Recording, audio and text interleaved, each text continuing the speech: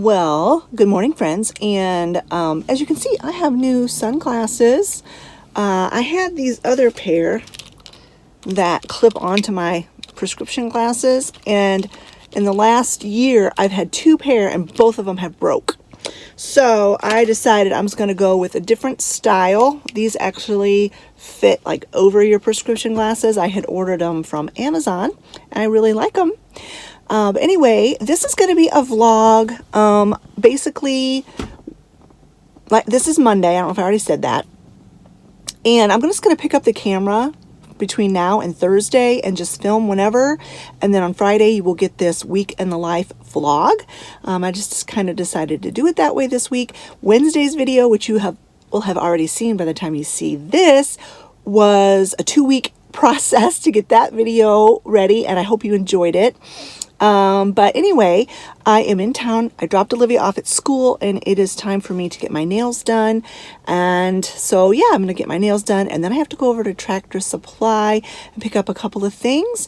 I don't know if I'll pick you up again before I get home, but I just wanted to do this intro to say hello, welcome to my channel, show you my new sunglasses, and I will show you my nails when I get them done.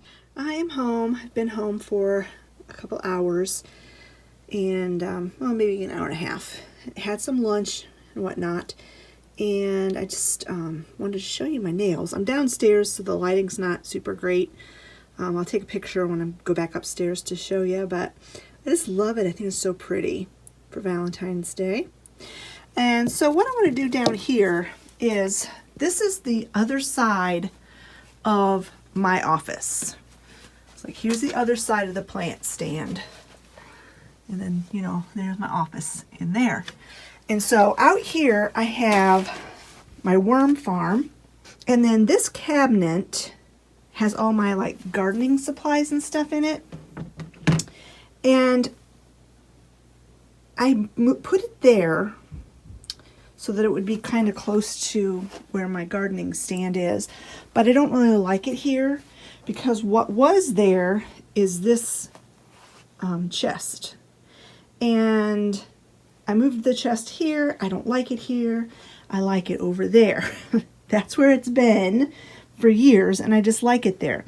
So what I'm going to do is I'm going to rearrange things down here and put that chest back over there where it belongs. And then I'm not sure where I'm going to put this, but I will find a spot for that, because I don't want to get rid of it, because it does have stuff in it that I need and that I use. So let me get this stuff switched around. Let me get this back over here, and then I'll bring you back. All right, back where it belongs. I like it so much better there. I was thinking and racking my brain this morning when I was upstairs looking. I was thinking, could I move this chest upstairs somewhere because of the yellow and the sunflowers? And there was literally no place upstairs for this to go. So, I mean, there was one option, but I didn't really like the option. So I was just like, no, it just needs to go back where it was before. So my plan is I'm going to clean all of this area out and put my cabinet over here in this opening. I think it will fit. So let me get that all cleared out, and that hopefully get that cabinet in place, and then I'll show you what it looks like. All right, that cabinet fits in there perfectly. Love it. Love it, love it. Now, what am I going to do with this chair? I could theoretically put it in front of that, because it's on wheels, and I could just move it out of the way when I need to get in there.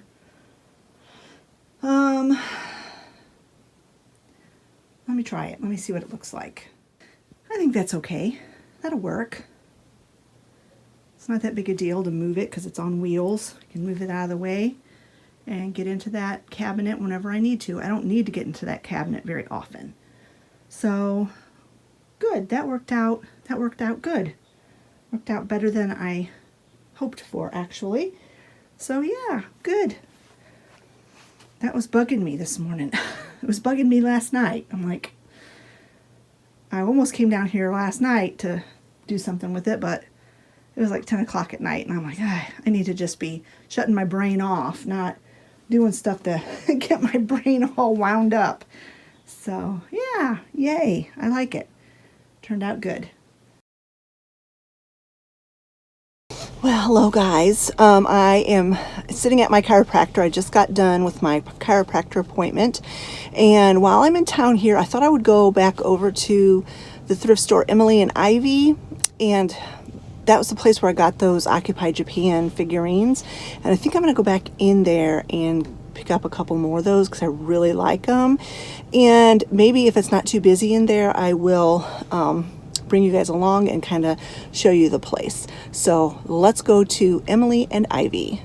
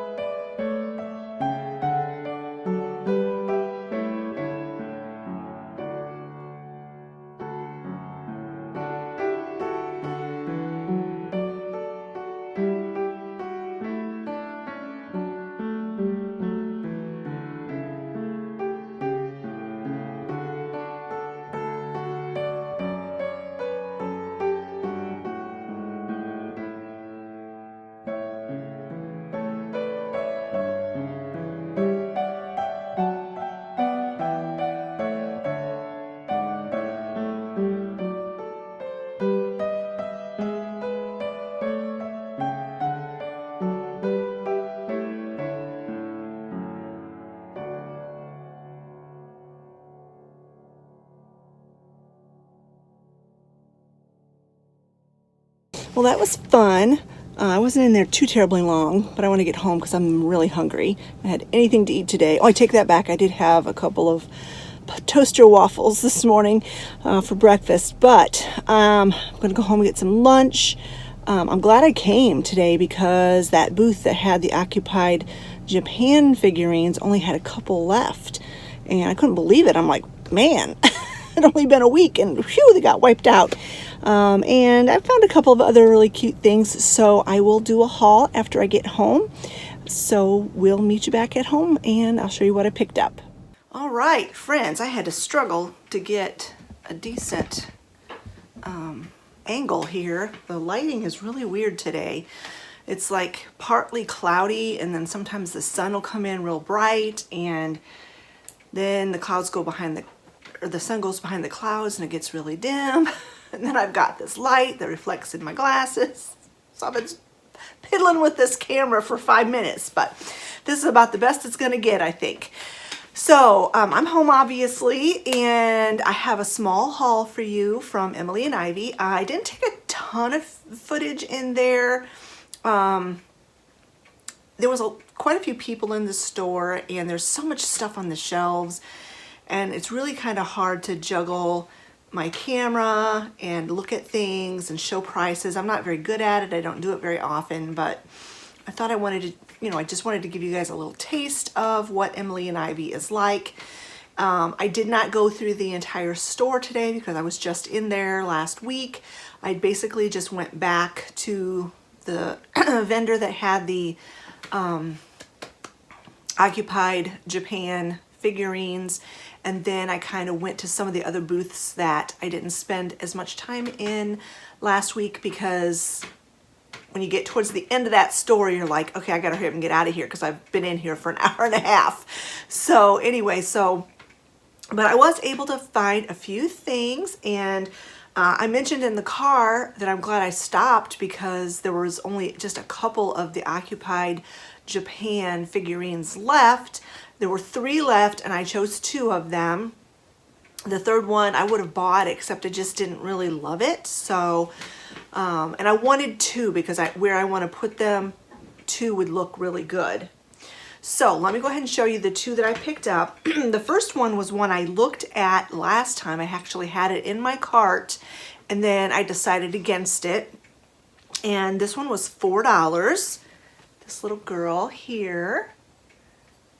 I decided against her because the finish on her face is kind of pale. So much of a glare. There, I think I can get the glare off of her. But as you can see, she's kind of got a white porcelain finish, and the other 2 that I got were more of a skin tone, I think. One of you guys commented and said that they looked very Hummel-like, and I agree with you. That's exactly what I thought when I saw them at first. I don't collect Hummel, but I did like those, and they did remind me of that quite a bit. So I got this little girl, $4, I think I said, and there's the occupied Japan stamp. For some reason my camera's not wanting to focus. So then the other one I got, she was $8, and I just thought she was adorable. Again, she's got more of the white porcelain finish on her face. $8. All right, I was fiddling with my camera settings. I think something was not quite right in it because I could not get it to focus. There, that's better. So there's that little girl. I'm going to try one more time to get less glare coming from this side. Hold on. Well, I think this is about as good as it's going to get. I don't know why the lighting is so weird today. I'm having a terrible time. Let me try one more time to show you these occupied Japan. There, so much better without all the glare. And there.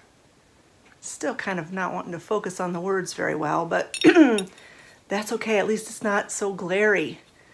So there's her cute little face. This is the $8 one. And then this was the $4 one. And I'll get these all washed up and show you in this video where I'm going to place them. And in this time at Emily and Ivy, ordinarily they take off the price tags and then I have to take pictures of everything. But this time, everything I bought, either they had marked it in Sharpie marker on the bottom, or the couple that had tags, they just left them on. So that's okay. Good, I don't have to insert any pictures this time. If any of you know anything about this particular type of porcelain and can explain to me what the big shoes are all about, because this one has the big shoes, plus the other little girl has big shoes. It's like they're wearing their parents' slippers or something. And then one of them that I bought last time, the little boy was wearing big shoes. So if you know anything about that, I would love to know. If you have any information about these particular types of porcelain. There's no maker that I can see. It just says made in occupied Japan, and it's hand painted. So anyway, if you know anything, let me know. I'm always wanting to learn. So then the next item I picked up was this little hen on a nest. It was $2 and it says Japan on the bottom. And I have one already exactly like it, but I just couldn't leave it behind for only $2. And I'll just tuck it in with my other hens on a nest collection. I believe it's a toothpick holder, but I know I have one exactly like it already, but it was a good price and I really like her. So I picked up this little hens on a nest. I also like to collect vintage planters, like small planters, and I only collect them if they are obviously old and the right price. I don't want to spend a whole lot, not too big, and they are representing something that I really like. And in this case, it's this duck planter. I loved the colors on it. I loved the duck and the fact that it is in super good condition. There's no cracks or anything on it. And I showed it to you in the footage when I was in the store, but it's $4. And it'll look really neat on my little shelf downstairs with the rest of my vintage planters. I think Bo wants in. Hold on. Okay, Bo's in. The next little item, I just thought it was so cute, and I love little miniatures, and it was only $2. I'm sure it's not old or anything like that, but it was this little cardinal on a nest. I love cardinals. It's the Indiana state bird, and I can just tuck this in on a little shelf, and it's adorable. So the next item I picked up, I looked at it the last time I was at Emily and Ivy and almost got it then and decided against it. But I like to collect little owls. And this one, I don't know if it's a candle holder or a toothpick holder. Oh, it says toothpick holder on the bottom. It was only $3. And it said made in Brown County, Indiana, which Brown County is down kind of central Indiana, down where Turkey Run is. I love Turkey Run State Park. I don't know if I've ever been to Brown County. I don't think I have, but it's down in that area. And since this was made in Brown County, Indiana, and like I said, it was only $3, I picked up this little owl to add to my owl collection. And then this little figurine, it was only $1. Now there's nothing on it, no marks, nothing to indicate age or maker or anything like that. It does not appear to be a hobbyist piece. If it is, it was very well made. Percy, hold on. Oh my goodness. Having dogs is like having a bunch of toddlers in the house. Can't do anything without being interrupted 100 times. He was trying to drag my jacket off the table. Oh, the little stinker. Anyway, like I said, there's nothing to indicate anything about this little girl, but she was only $1. And you know how I love lambs, and she kind of matches the other little girl lamb figurine that I have. I'll show you when I put this in place. But I just loved it. And for $1, how do you leave something like that behind? And there's no chips or damage or anything at all. And I just think she's adorable.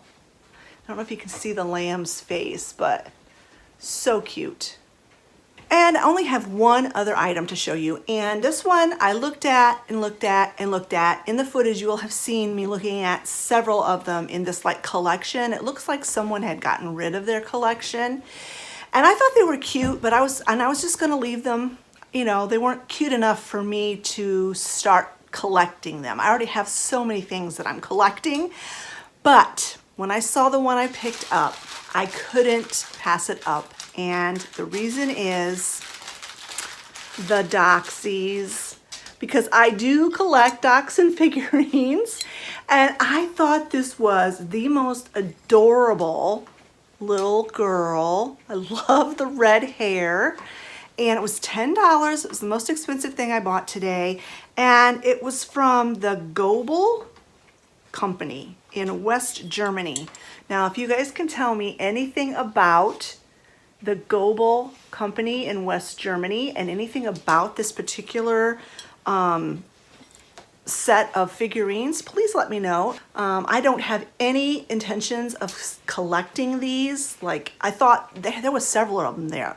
I didn't even show you all of them on camera, the ones that they had them, because they had them like kind of scattered all over in that whole booth.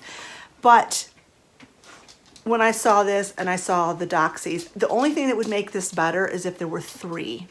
If there were 3 Doxies following her because of our 3 Doxies, but 2 out of 3 is not so bad. We had 2 Doxies for a very long time until Pepper came along. But anyway, I absolutely love it. Like I said, I love the little girl's red hair. I love her sweet, adorable face. Looks like she's wearing big shoes too, pretending like she's a mommy or something. And then the 2 little Doxies following behind her. Like, how do you leave something like that behind? It is so adorable. So I'm gonna go ahead and get these things washed up and put them in place, and I'll show you where I'm gonna put them.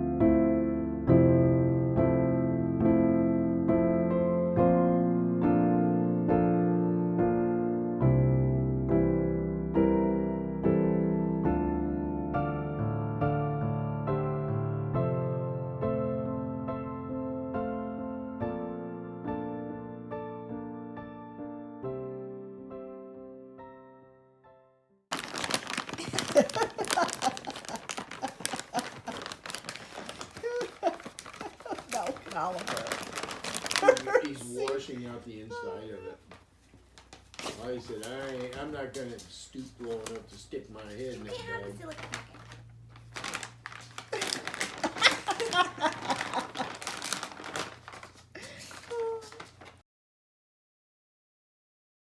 Well, good morning, friends.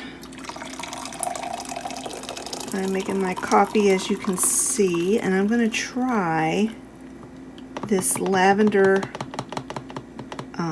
creamer, dairy-free lavender latte creamer. Apparently Starbucks serves a lavender latte. I don't know.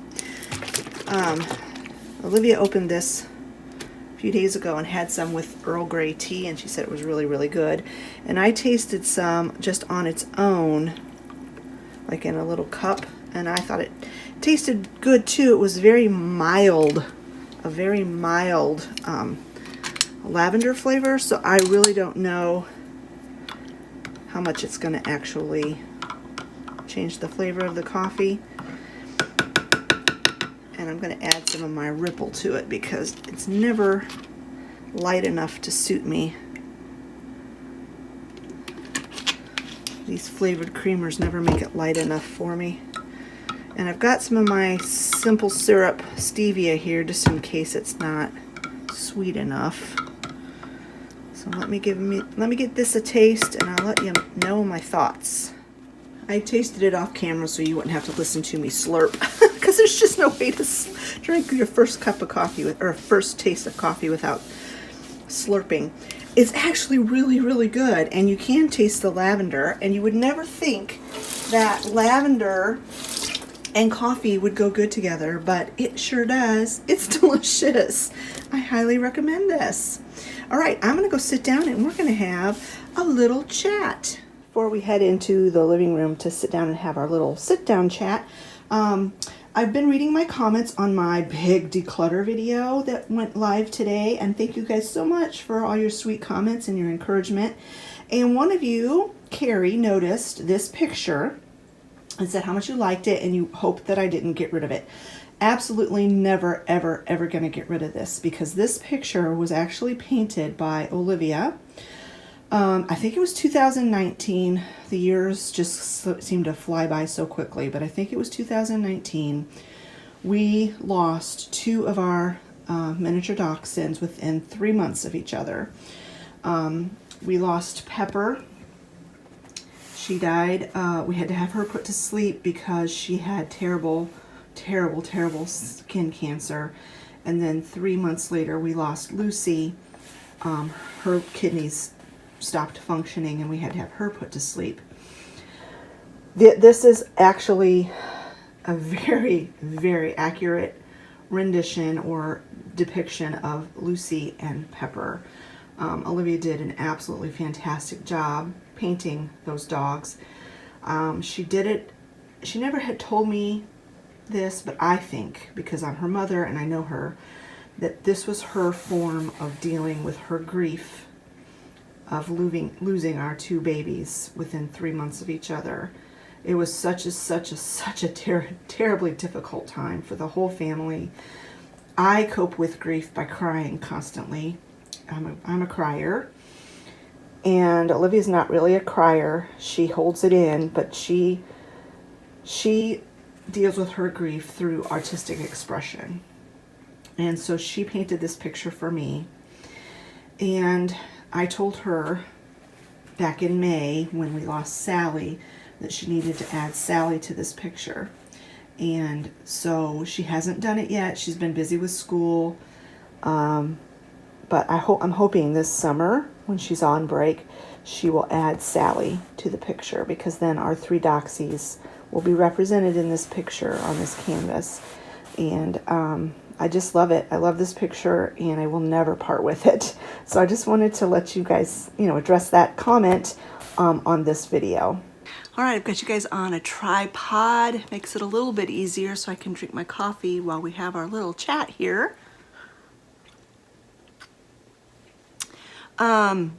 Speaking of Olivia, in reference to that photo, that painting, she had her second like follow-up visit with the kidney specialist last week, and we have gotten a diagnosis for why she keeps getting kidney stones.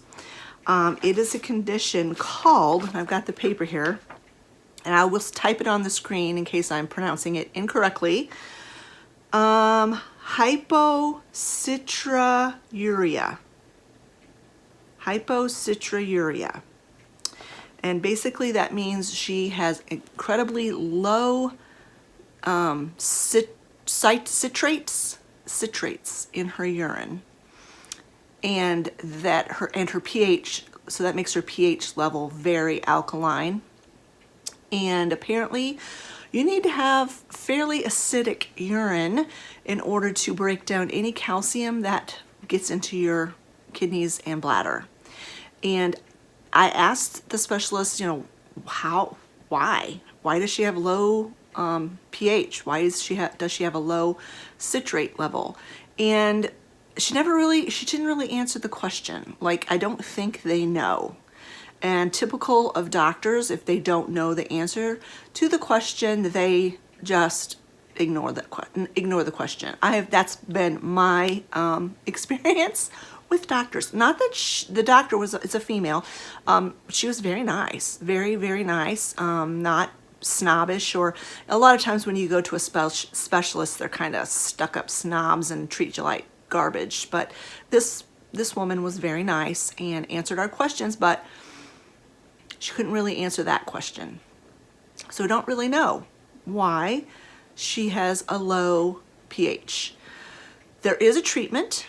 They've started her on, crud, what's it called?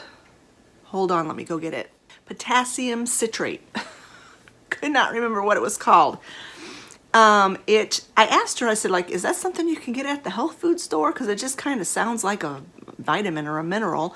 And unfortunately, no, it is not. It's not a over-the-counter thing. She had to get it through prescription. The only negative to this possibility of this medication is that it can upset the stomach, cause stomach pain and gastritis and that kind of stuff. And Olivia does have a sensitive stomach, so she put her on a low dose of it. She has to go, she was supposed to go Saturday, but the weather's supposed to be terrible Saturday, so I'm probably going to call and reschedule to go get her blood drawn again and do another renal function panel. And I'm thinking that's going to check the citrate level. And then she goes back to the specialist in 6 months. She has to do another I'm having a terrible time remembering things. Litholink, all day, 24-hour urine collection. She has to send that in again. She has to get more blood work done, and then she goes back to the specialist and just to check her levels and everything, because her potassium could get out of whack because she's on a potassium citrate medication. Olivia's been on this medication for about a week now, and she did tell me last night that she's not really been getting heartburn, but she's been getting like random, like sharp pains in her stomach and almost kind of a bleh feeling, like almost nauseous type feeling. And so I think she needs to, she's supposed to take it twice a day. And I told her, I said, well, after you get your blood test done, personally, I would just start taking it once a day, because she really does not, on top of everything else, need to get an ulcer. That's not a good thing. So, because the doctor did say if it did upset her stomach that they could lower the dose. So it's not like we would be doing that without doctor supervision or whatever. But anyway, that is an answer to prayer that we have found a diagnosis, and she does not have to be on the low oxalate diet anymore, so you better believe she's been eating chocolate every day. Every day she's been eating chocolate, and the first thing she ate when we got home from that doctor's appointment was some French fries, because she's been missing her potatoes and her chocolate. So anyway, that is an answer to prayer. Thank you guys so much for remembering her in prayer. If you want to continue to put her on your prayer chain list, just add in there that this medication does not tear a hole in her stomach, and that she can tolerate it, and that it will be successful in preventing any more kidney stones. And then the last thing I wanted to really chat with you guys about really quickly is I've gotten a few questions in the last couple weeks, just a couple questions from you guys in my comments, and I thought it would be easier to just answer them in this format rather than typing it out.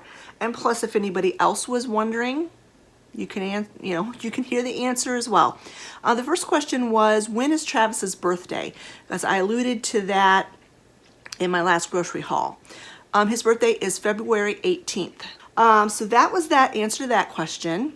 The next question was just a really simple question. Have I ever shared the Mongolian beef recipe on my channel? And as far as my recollection goes, no, I have not.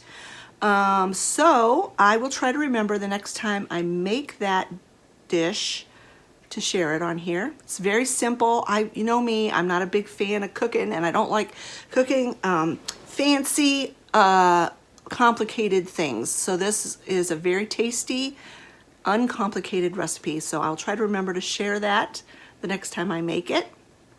And then the third question was from Kelly. And she had mentioned that she really enjoyed my vintage finds. This was on my thrift haul video last week. And that she had just started getting into looking for vintage things when she thrifts. And so she wondered if I had any tips for, let me just read it. I wrote it down here. Do you have any tips for someone who is just getting started in thrifting for vintage items? Well, I can just share with you, with Kelly and with the rest of you, what I've learned. Let's just put it that way, what I've learned. Because I am certainly not a professional at all.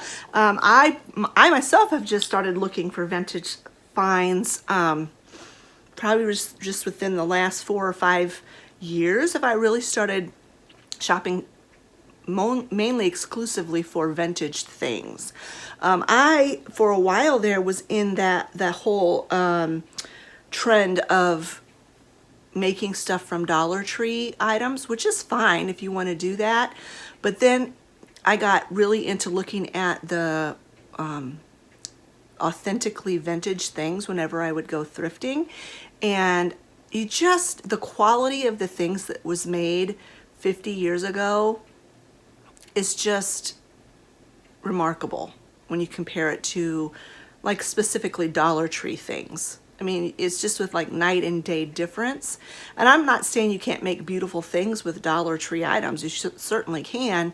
But my taste kind of shifted from artsy craftsy to more authentically vintage. And that was probably over the span of the last 4 or 5 years. I saw that change in my taste of things. And so when I would go shopping, like to Goodwill or Salvation Army or some of these other, I think like Twice Treasured that I go to, and Emily and Ivy, they're a vendor mall. So you can find things in there that are like thrift store prices, or you can find things in there that are antique store prices.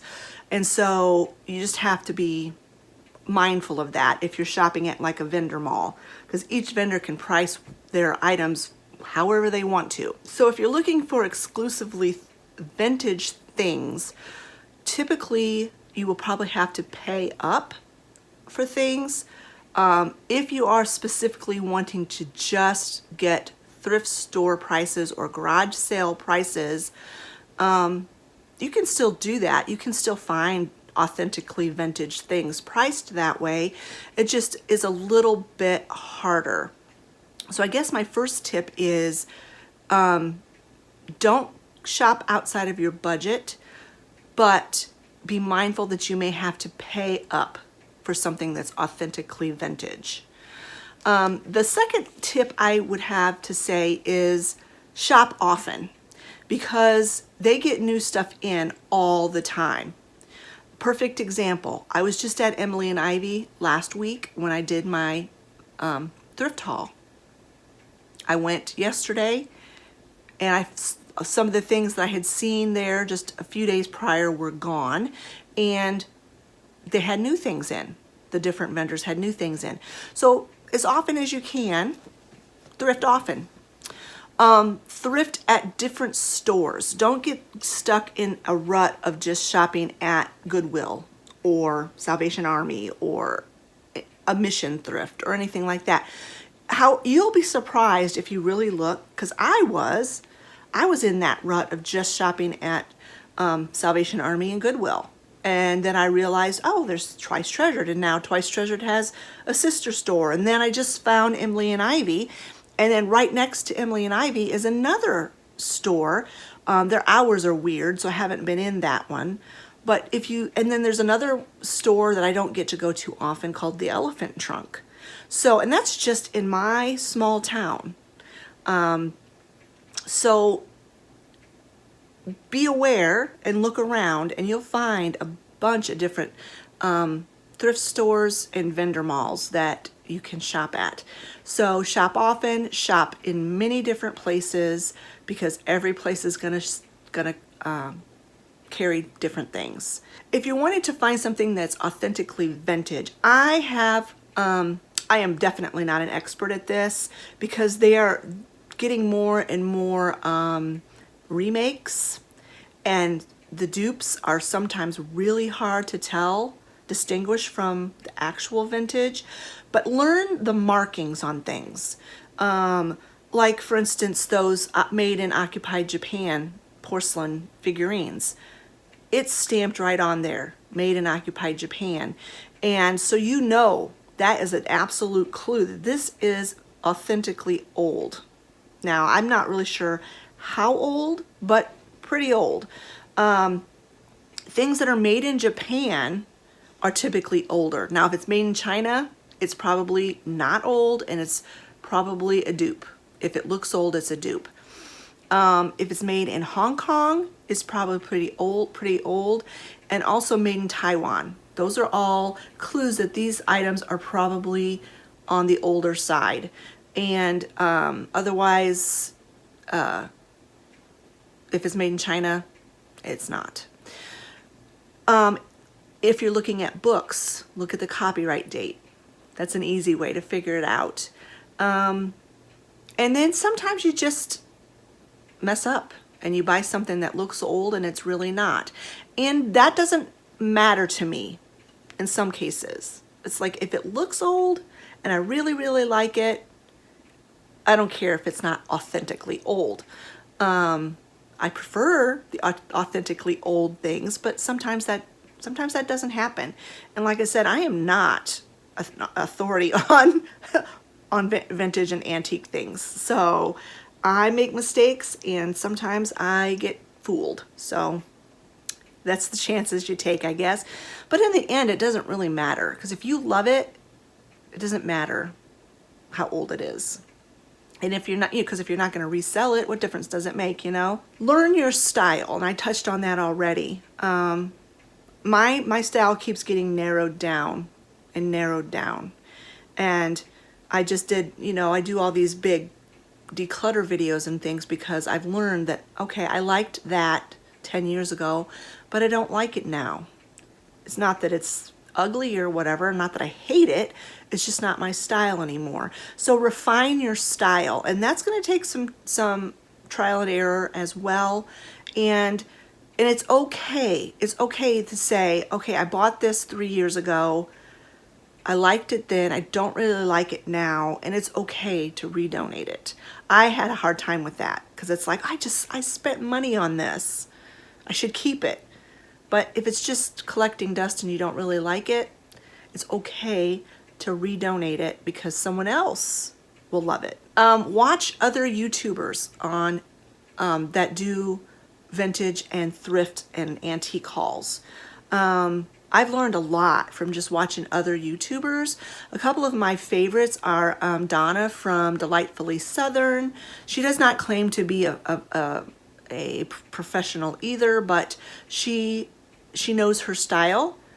I like her style, and so when I see her haul something that I like, I'm like, oh, that's neat. Then it gives me an idea of stuff to look for in the store. And she's kind of the same as me as far as she prefers it to be authentically vintage, but if it's a nice dupe and she likes it, it's not that big a deal. Other person I really like to watch, she doesn't do exclusively vintage thrifting, she just does a lot of thrifting, is Nicole Northgarden, and she has a couple of different channels, Nicole Northgarden Thrifter and Nicole Northgarden Home and Garden. And sometimes on her Home and Garden channel she will share thrift hauls, but usually it's on her thrifting channel.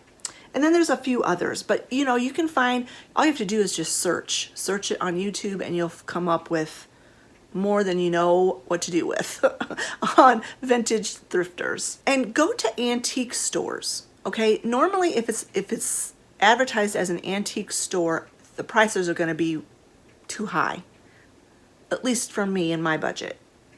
But you can go in there and you can learn, you can window shop, you can look at things, you can pick up items, you can feel like something that's authentically vintage just has a different feel to it. Like chalkware. If you pick up a piece of chalkware and you look at it, it's like, yeah, this is chalkware. And it's just something that you learn through experience and just trial and error and doing a little homework. But go to these antiques malls and antique stores, and because for the most part the things that are in there are genuinely antique and they will sell them for antique prices.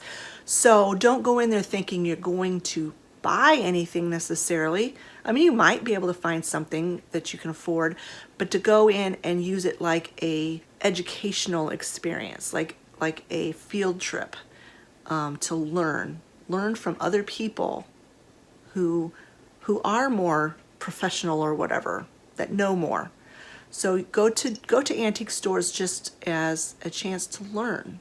And then I guess the last tip that I have is the old adage, practice makes perfect. Nobody's perfect, so that adage is probably wrong. Practice makes more perfect. But just like I said, trial and error, get out there, look around, go on the internet and research an item, like my vintage scale that I have in the kitchen.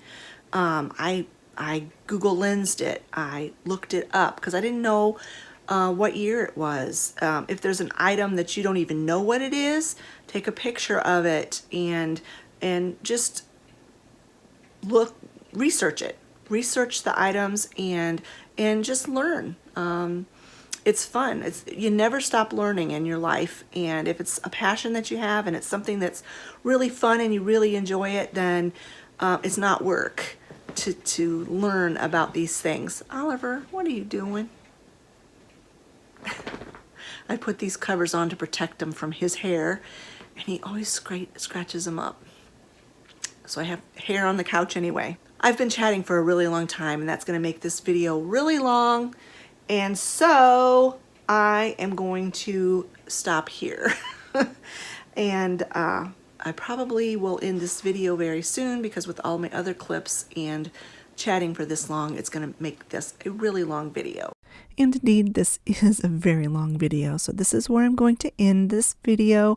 I hope you enjoyed the tips that I gave, and I hope you enjoyed thrifting with me and my thrift haul. I hope you have a great weekend. If you've enjoyed this video, give it a thumbs up. Don't forget to leave a comment in the comment section below, and we'll talk to you next week. Bye-bye, friends.